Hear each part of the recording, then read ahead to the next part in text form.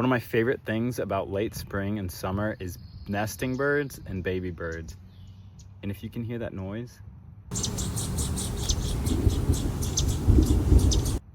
it's those noises that allow you to observe really cool nesting behavior from birds. That's actually a fledgling of a prairie warbler, a really cool bird that relies on disturbance in the landscape, requires fire and open habitat to thrive, and just got caught in a rainstorm, but I'm glad I did because I found this prairie warbler because I heard that chip, and I know that's not like the normal chip. It sounded a little off, and that's because it's a little baby asking for food from its parent.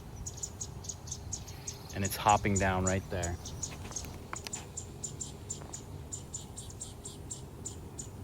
So when you're outside this spring and summer, be sure to be listening for those bird calls that sound just a little bit different, because you might be hearing some baby birds and you might get to see some really cool observations of wildlife.